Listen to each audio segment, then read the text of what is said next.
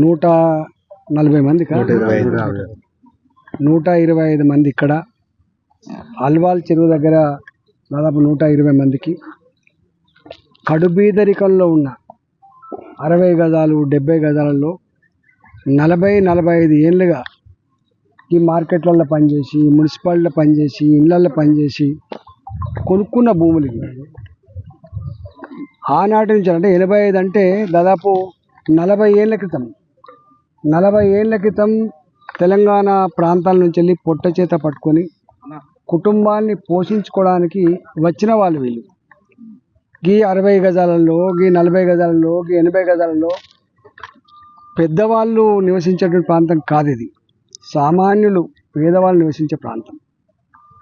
ఈ మధ్య హైడ్రా వచ్చిన తర్వాత ఎవరు ఏ పార్టీ వాళ్ళు కానీ ఏ నాయకులు కానీ చెర్లు ఉండకూడదని, చెర్లలోకి వచ్చే కాలువలు వాగులు ఉండకూడదని కోరుకుంటోళ్ళు కాదు.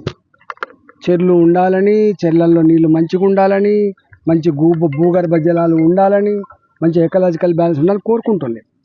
కానీ ఇక్కడ ఈ రేవంత్ రెడ్డి గారు ఇవాళనే రాష్ట్రం ఏర్పడ్డట్టుగా, ఇవాళనే వారే ముఖ్యమంత్రి మొట్టమొదటి అయినట్టుగా వారు చేస్తున్న ప్రకటన చూస్తూ ఉంటే ఇలా బాధ అనిపిస్తూ ఉంది. 1956 నుంచి వెళ్ళి ఇవాటి వరకు అనేక ముఖ్యమంత్రులు వచ్చిపోయారు. ఈ రాష్ట్రంలో 70 సంవత్సరాల కాలం పాటు దాదాపు 17 సంవత్సరాలు తెలుగుదేశం పార్టీ పాలించింది. 10 సంవత్సరాల కాలం పాటు టీఆర్ఎస్ పార్టీ పాలించింది. 9.5 సంవత్సరాలు టీఆర్ఎస్ పార్టీ పాలించింది. అంటే వాళ్ళొక 17 సంవత్సరాలు, వీళ్ళొక 9.5 సంవత్సరాలు తీసేస్తే 40-44 సంవత్సరాల కాలం పాటు ఈ రాష్ట్రాన్ని పాలించిన పార్టీ కాంగ్రెస్ పార్టీ. ఇవాళ అంతకుముందున్న ముఖ్యమంత్రులు, అంతకుముందు ఉన్నటువంటి అధికారులు ఇవన్నిటి మీద రిపోర్ట్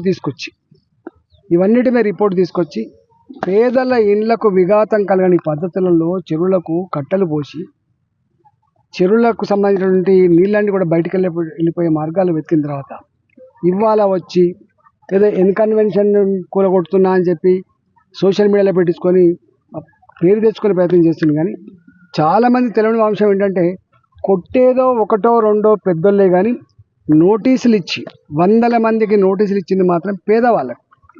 ఈ నోటీసులు వచ్చిన తర్వాత పేదవాళ్లకు కంటి మీద కునుకు లేదు. వాళ్ళు కార్పొరేటర్ దగ్గర పోతారు, వాళ్ళు ఎమ్మెల్యే గారి దగ్గర పోతారు, వాళ్ళు ఎంపీ గారి దగ్గర పోతారు.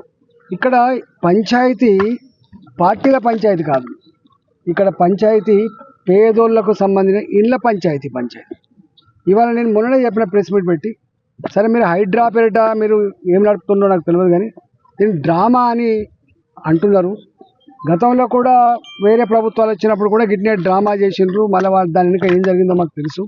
కానీ ఇవాళ మీరు వచ్చి ఈ హైడ్రా పేరిట డ్రామాలు చేసి పేదల గుడిసెలను, పేదల ఇళ్లను కూల్చేసే ప్రయత్నం చేస్తే ఖబర్దార్ అని చెప్పి ఇప్పటికే హెచ్చరిక చేసినాం మేము.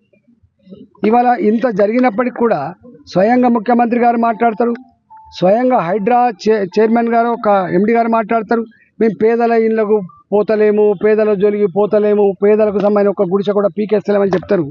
కానీ ఈ నోటీసులు ఎవరి కోసం ఇచ్చింది, ఎందుకోసం ఇచ్చింది, దీంట్లో ఉన్న ఆంతర్యం ఏందో చెప్పాలని చెప్పి మనం చేస్తాం.